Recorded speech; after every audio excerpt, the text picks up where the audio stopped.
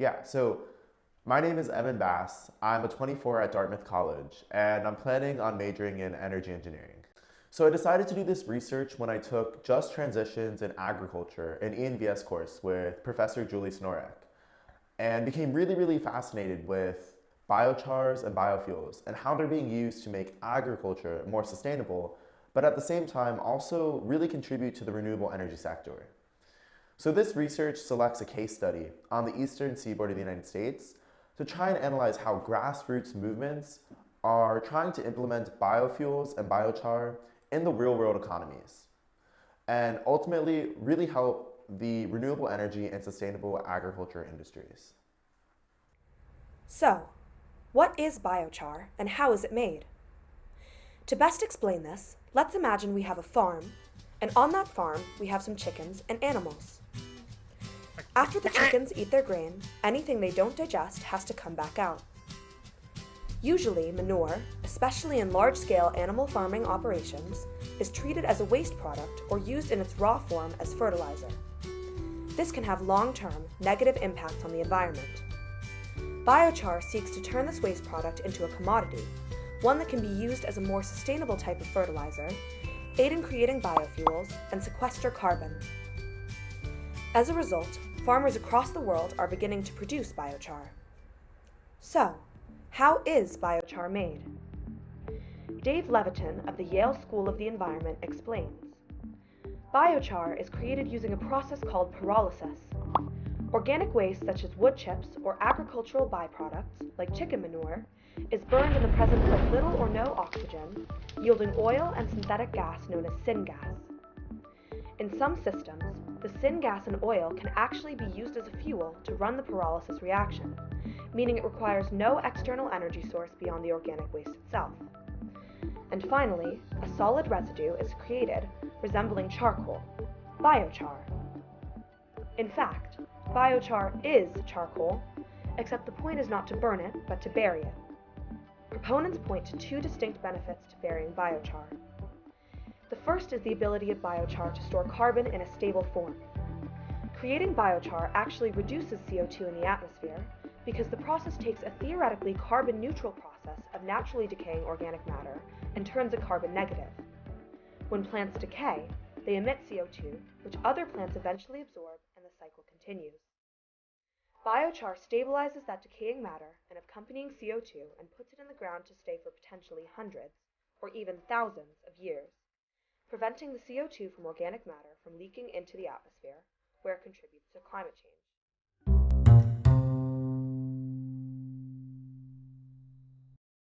So when we looked at the biofuel side of things, you see that the National Academy of the United States of America explains that compared with ethanol, biodiesel, so biodiesel is a type of biofuels, biodiesel releases just 1%, 8.3%, and 13% of the agricultural nitrogen, phosphorus, and pesticide pollutants per net energy grain used. So that's a huge benefit to the renewable energy sector when we make a switch and really start to rely on biofuels. And that's why they're becoming extremely important in the switch to a more renewable energy cycle. And then when we compare biofuels to fossil fuels, greenhouse gas emissions are reduced by 12% by the production of combustion of ethanol and 41% by biodiesel. Biodiesel also releases less air pollutants per net energy grain than ethanol, making it even more important from the pollutant side. And these advantages of biodiesel over ethanol come from lower agricultural inputs and more efficient conversion of feedstocks to fuel.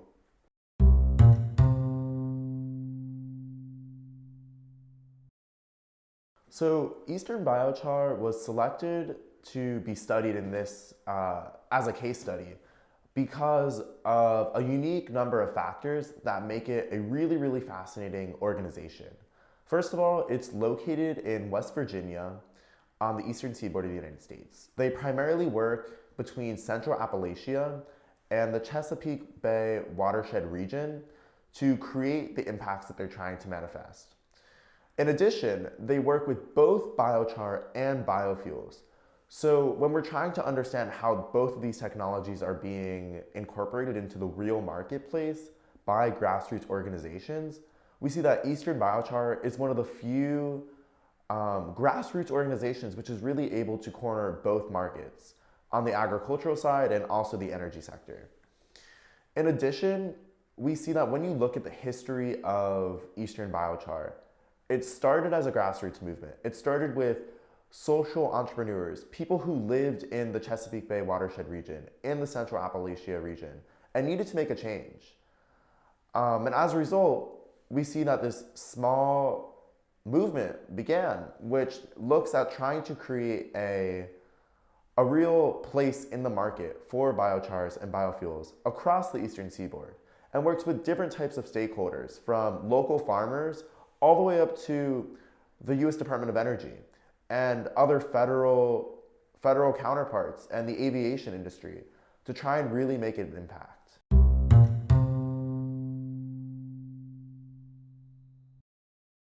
So carbon neutrality is becoming an extremely important topic in the 21st century. This is especially so in the United States. We see that the Biden administration is really pushing to decrease the ecological footprint that the United States has on the world.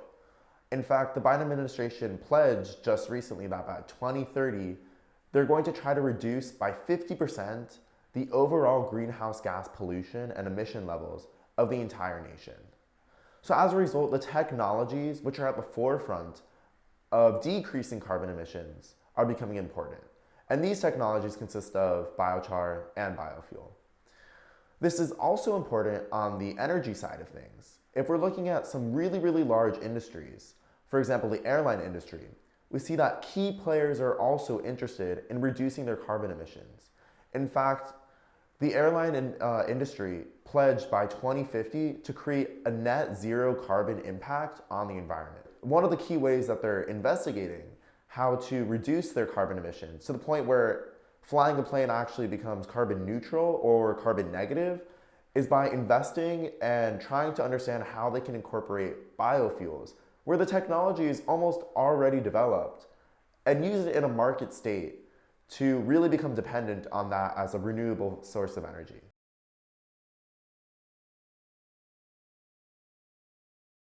I'm very passionate about the environment. It's very much, and it's a very exciting time right now. I think with the Biden administration, I think there's going to be a lot of significant changes.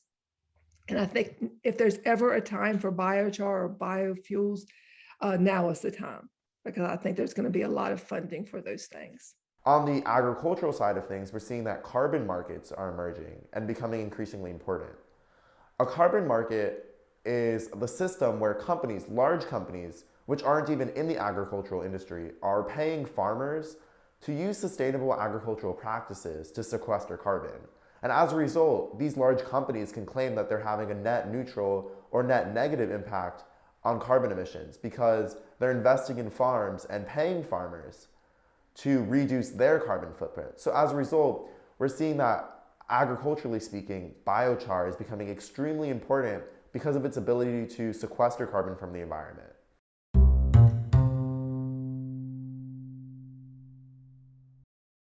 Using qualitative investigation, I hope to discover if Eastern Biochar represents a transition which will be just to society, as defined by the theories of political ecology. To answer the research question, I spoke with three of the major proponents of Eastern Biochar. Firstly, Joe KAPP. Joe KAPP is a social entrepreneur who is based in Central Appalachia and understands the experience on the ground and has begun to understand what other people in the field are really thinking by speaking with local farmers. The second person I spoke to is Tina METZER. She currently is the Vice President of the National Center for Resource Development and is a West Virginia local. Finally, I spoke with Chuck HEGBERG, the stakeholder for Eastern Biochar, who works with the US Biochar Initiative as well. He has a lot of experience and personal interest in biochar and is also working as a consultant to prescribe specific biochars to use in specific scenarios.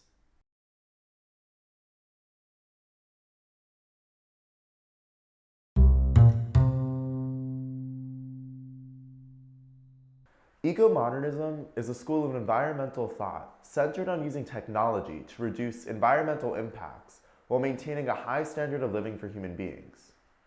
Eco-modernism rejects the idea that high economic growth and environmental protection are necessarily at odds. Instead, eco-modernists argue that advanced technology, specifically in the energy and agricultural sectors, can be applied to solve environmental problems such as land overuse and human-made climate change, grow the economy, and maintain high standards of living.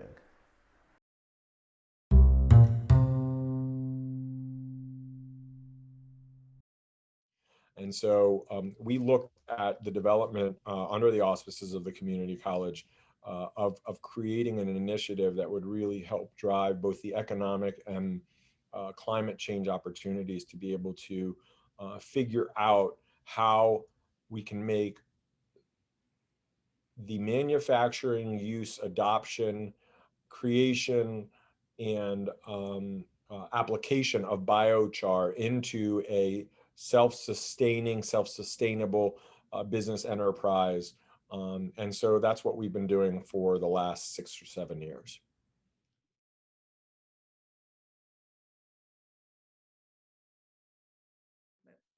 For the biofuel specifically, kind of the same kind of principle. It is going back to a woody biomass. So you hear a lot of, not so much in Appalachia, even though it is a problem, but like in the like in Oregon and the state of Washington, where they have all the, you hear of forest from all the mass, the woody mass that's living in the forest. Same as here. There's a tremendous amount of woody biomass that's just kind of lying there in the forest. And no one wants it. It's not large enough, people may come in and take out the larger timber and leave some of the smaller things there. So it is used for paper, for different products, but not always. So there's this huge woody biomass availability in our forest. It's just there. It's just tons of it, literally tons and tons of it just in the forest. And the sustainable aviation fuel thing, that is exploring, turning the woody biomass into a biofuel or sustainable aviation fuel. And we're looking to doing that in Appalachia for a lot of economic development reasons. And we got involved to do kind of basically the same thing, is to bring those stakeholders together so that one, get the people, okay, here's the woody mass, here's a lot of this waste product here. You're next to this industrial park, you're in this community that may have be coal impacted, maybe some of the coal industry has moved out, so some of the infrastructure is there. What would be a solution if we could put all of those things together? What would be the solution that we could help economic development, we could help the environment, we could help the state, and that kind of is that sustainable aviation fuel movement.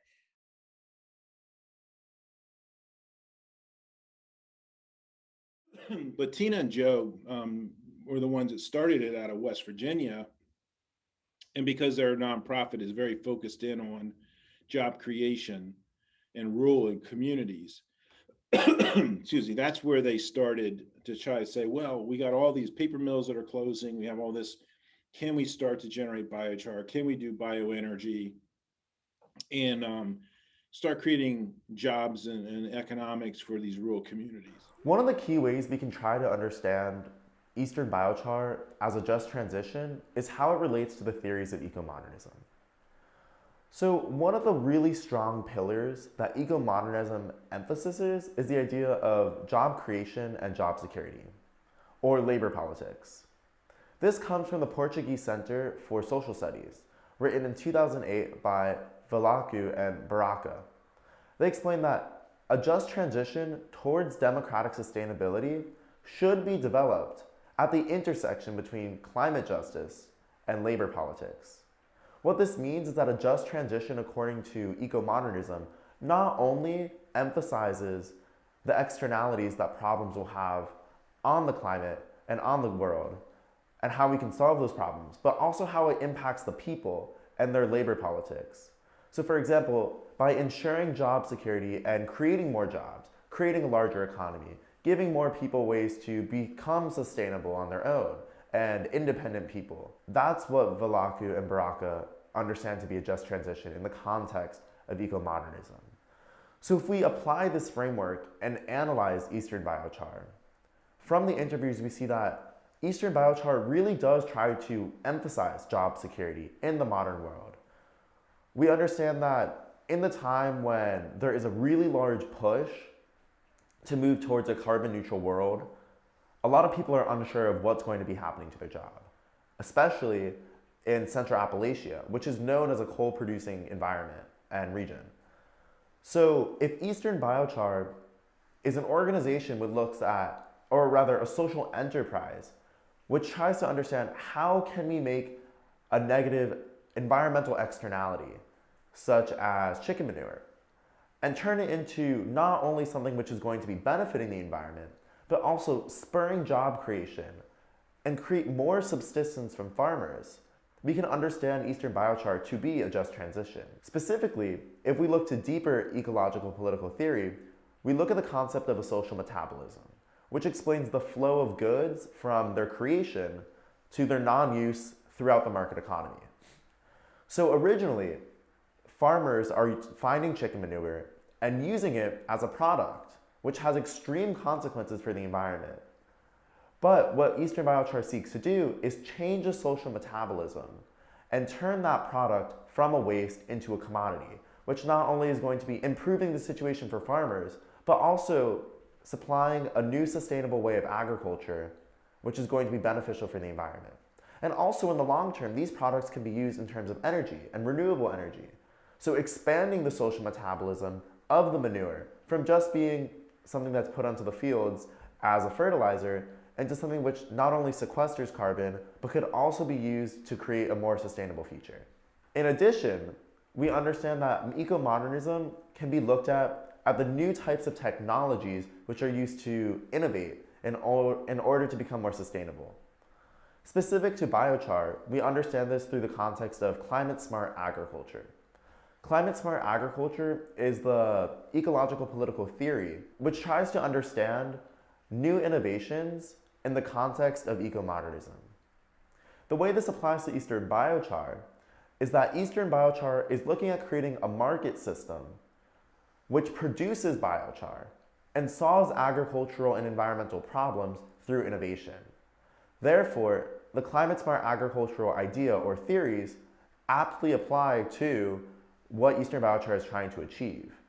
So if we do uphold the framework that Vlaku and Baraka have established, and we do uphold the framework that an eco-modernist movement is in fact a just transition, we would likewise understand Eastern Biochar to be a just transition as well.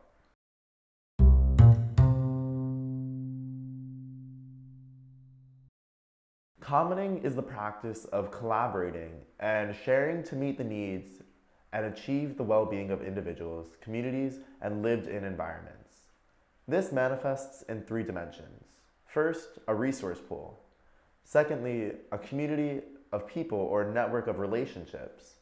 And finally, a frame of regulation, governance, and equality enacted by that community around these common resources.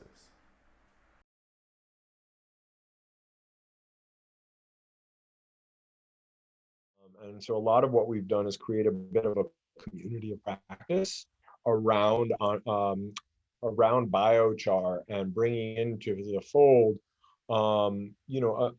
a variety of different stakeholders, both traditional and non-traditional. For example, you've probably heard about sustainable aviation fuel and working with airlines, but also looking at, large corporations, small farmers, and bringing all of those folks together to help educate them. In addition, we've partnered with a number of organizations, including the EPA, the USDA, to do and conduct awareness campaigns, and also do more public awareness campaigns, including the development of marketing materials.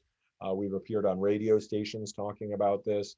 A lot of this is to increase the awareness of it, but also open up the overall network to help almost crowdsource what are the opportunities to be able to utilize and commercialize biochar.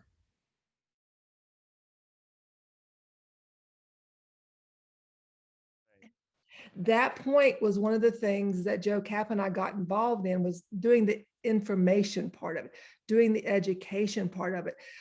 So we started joining all the stakeholders together, originally just kind of in like the mid-Atlantic. And so it started as like a mid-Atlantic group. So if you're interested in biochar, join us. If you're a scientist, if you're a researcher, if you just have an interest in it somehow, you just want to learn more, if you have an actual product, if you're a producer, getting those people on a monthly meeting so that we could kind of discuss what you're doing. Are you producing biochar? Are you doing a research project at your university, but you need certain help, or you have a question? So this group just developed around that principle of helping each other and getting the education out.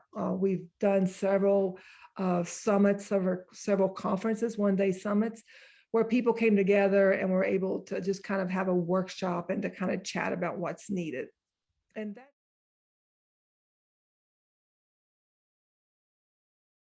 So for Eastern Biochar, a lot of it is really still the educational component, partnering up with folks on grants, doing the conferences.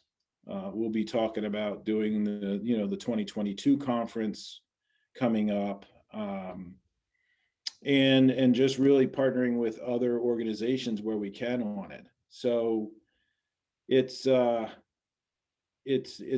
still a kind of a growing mission, and because biochar in the space continues to shift, the organization has to shift as well. Another way we can try to understand Eastern Biochar is through the idea and theories supporting commoning in relation to a just transition.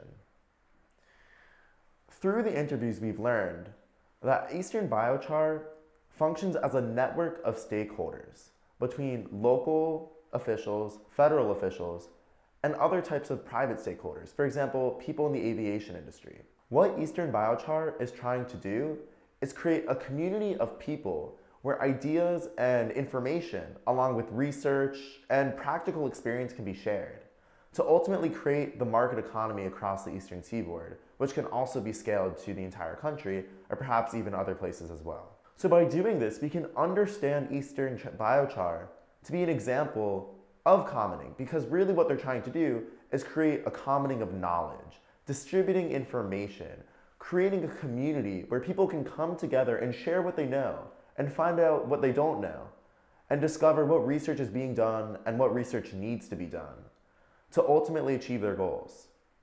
Commoning is a very common part of just transitions, and the sharing of knowledge between local officials, federal officials, and all different types of stakeholders and people can be an important part of a just transition. Therefore, we can kind of understand that Eastern Biochar in the context of a commoning movement is pretty successful and fairly just, as it's equally sharing and distributing knowledge among any sort of informants who would like to be informed.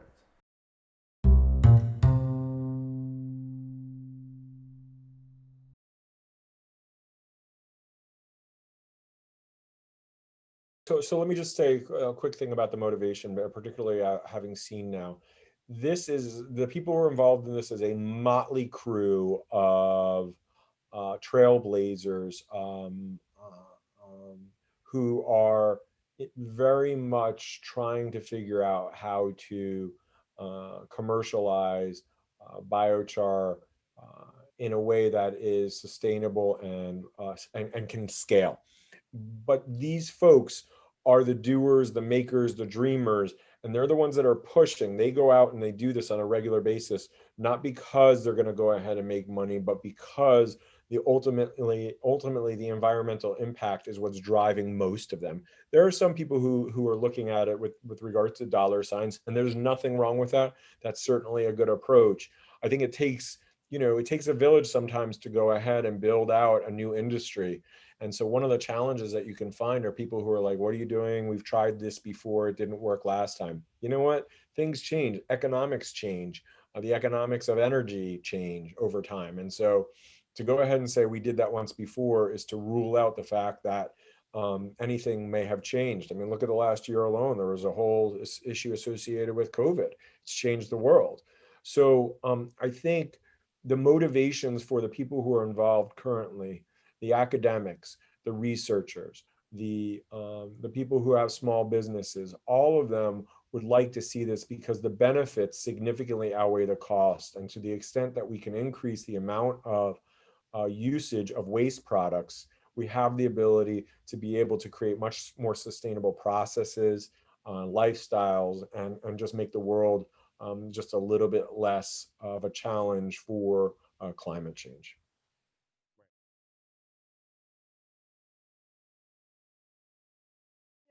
I think West Virginia and Appalachia has been known for many years for good reason as kind of coal country. I personally am not in coal country, but we're a little bit east of that. So it's that extraction industry. And so many people rely on that for their economic well-being. Like that's what you do to make a living. And it's a very difficult thing to comprehend that the damage that's being done there. You can kind of see it, especially with the mountaintop removal. You can see that there's such extensive damage. But a few years ago, I did see a mine that had been in use like maybe 30 or 50 years ago. It was an extremely long amount of time ago, and it still had, those bad minerals or metals there, and it's amazing. And we're in the Chesapeake Bay watershed, which actually goes into the Chesapeake Bay. I mean, the ecosystem is so huge. I don't think everyone realizes how everything kind of flows into that. And there's such a movement to clean up the Chesapeake Bay. And really a lot of it is going to have to begin in those surrounding, and everyone knows this, in those surrounding, and it's at the start of the watershed. We all have to be aware of the things we do impacts others. That's where it started. I'm very passionate about the environment. So one of the principal ways we can try to understand if Eastern Biochar truly is a just transition is by looking at the origins of the social enterprise, or rather the motivations behind the people who created the movement. In political ecology, the origins behind a movement become extremely important, and much of political ecological theory tries to explain why do we see environmentalist movements across the world, or social movements. Some of the leading literature on this topic comes from Martinez Allier in his book Environmentalism of the Poor. Specifically, this book explores the idea that many of the social and environmentalist movements that we see are not actually coordinated efforts. Rather, they're local people who are confronted with a problem in their environment. And when they see a problem in their own backyard, they decide to take action. And over time, this action comes together into a really strong social movement or environmental push to create some sort of movement or outcome altogether. Specifically, an example of this comes from China. And in China, when the nation was industrializing, we saw that many different people across the agrarian sector of China were faced with severe problems in their own environmental backyards, places that they had been living for hundreds of years. And family farms were suddenly no longer able to survive because of ecological problems which began to manifest.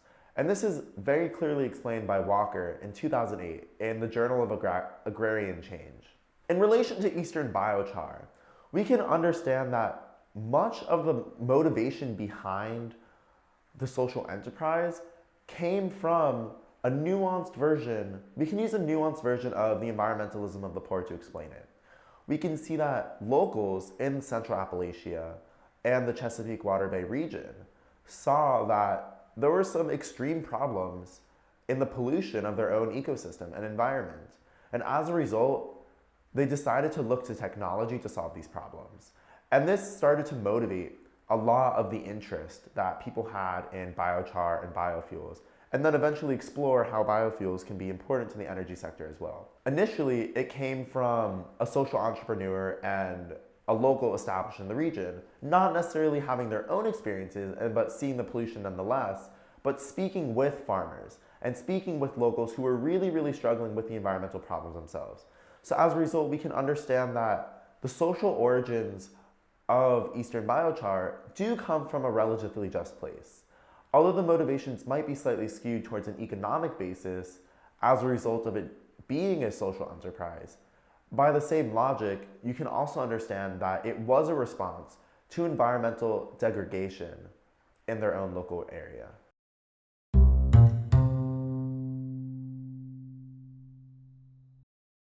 Although there are many compelling reasons to consider Eastern Biochar a just transition, there are some other aspects of the social enterprise that people would probably point to make it disqualify from actually being fully considered a just transition. The first is the political ecological theory of degrowth.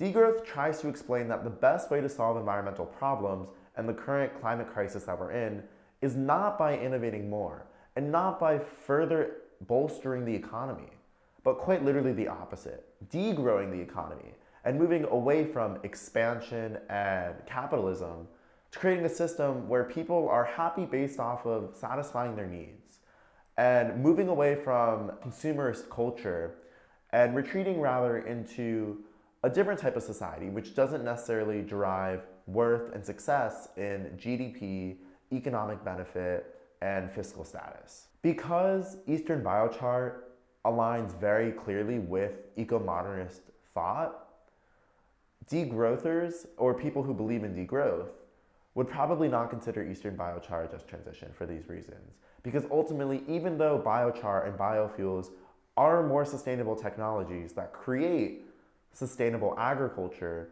and also could push for sustainable energy and renewable sources of energy, it still would bolster the economy and ultimately create more of a problem by allowing for more expulsion, more consumption, and ultimately more environmental harm. Additionally, some concerns would probably be arisen about the equality that Eastern Biochar would actually create if its mission succeeds. Specifically, people would be concerned about how biochar and biofuel technologies could be evenly and equally distributed to large industrial farms versus small family-owned farms, which are equally important. We've seen historically speaking that large industrial farms have received tons of money and tons of federal funding and have been able to therefore become more successful in a capitalistic and large-scale economy and continue their mission and continue their operations because of the kind of money that they've been able to receive. On the other hand, small family farms, which are often better for the environment and more locally sourced and feed more of a more local pool of customers and people, are going to be pushed out of the field. So if this technology, biochar and biofuel, are not equally allowed to be created by small farms and large industrial farms, people would be seeing that as a problematic transition because it's not justly applied. The largest caveat to considering Eastern Biochar as a just transition would be the theories of neoliberalism. Neoliberalism is often accredited to be very similar to capitalist theory and have been led and linked to environmental problems and the current climate crisis that we're experiencing. Eastern Biochar's status as a social enterprise rather than as a movement aligns it very clearly with neoliberalist philosophies. In addition, these neoliberalist philosophies more clearly align with eco-modernist thought rather than that of degrowth.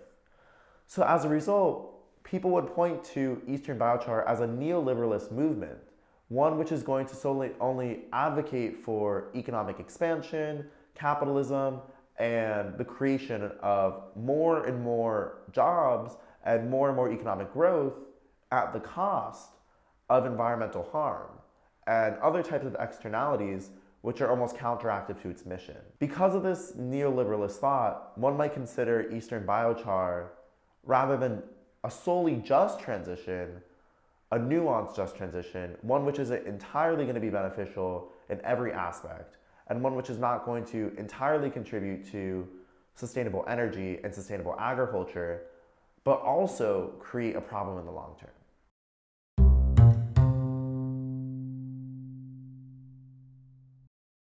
Ultimately, we can qualify Eastern Biochar as a just transition to society. We can understand that it is a response to environmental problem and therefore likely applies to a nuanced take on the environmentalism of the poor by Althusser. By the same moment, it ultimately seeks to create more sustainable agricultural practices, which would be beneficial to the environment and reduce agricultural externalities. Furthermore, Eastern Biochar also tries to create a new source of renewable energy, namely biofuels, which could be carbon neutral or even carbon negative. This would have extreme potential positive impacts on the environment, especially if people do consider and try to continue capitalistic mindsets and grow the economy. Finally, Eastern Biochar also represents the commoning of information and tries to create a network of people with equal access to information regarding biofuels and biochar, how to create them and how to create the marketplace.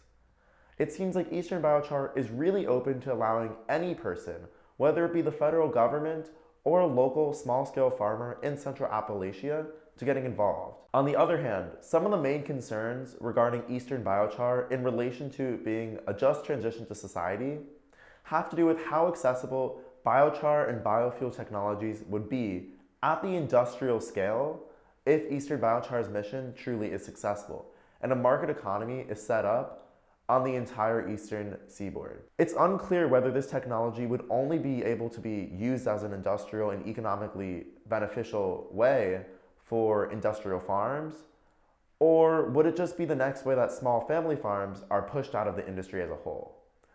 As a result of this, it may be unclear what the ultimate impact of Eastern Biochar's work would be. Finally, one must also consider if these externalities of biochar and biofuel technology are really products of Eastern Biochar's work or any innovation which would be better for sustainability in agriculture and energy. We see that maybe the technology of biochar and biofuels will never be accessible to both people and all different peoples equally, but rather always just favor people who are more established financially and have more resources.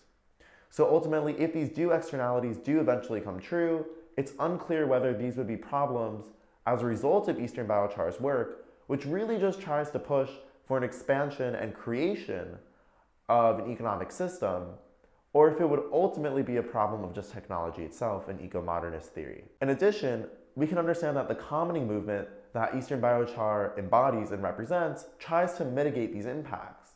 Eastern Biochar has low barriers to entry, and therefore anyone can get involved. So hypothetically, industrial farms and family farms have the same access to Eastern Biochar and its knowledge and resources. So it's not entirely clear whether that would be a disqualifier for Eastern Biochar to be considered a just transition. And finally, the neoliberalist argument would be that Eastern Biochar can never be a just transition because it would only lead to more economic growth and eventually more environmental harm. Although that biochar and biofuel technology would create potentially a renewable energy and increase carbon sequestration technology, it would only be used by capitalists to create more growth and environmental harm in the long term. So ultimately, it might have a negative impact on the environment. Yet again, it remains unclear whether this is actually a problem with Eastern Biochar, or rather just a problem with any new technologies which are going to be developed and just lead to more environmental harm.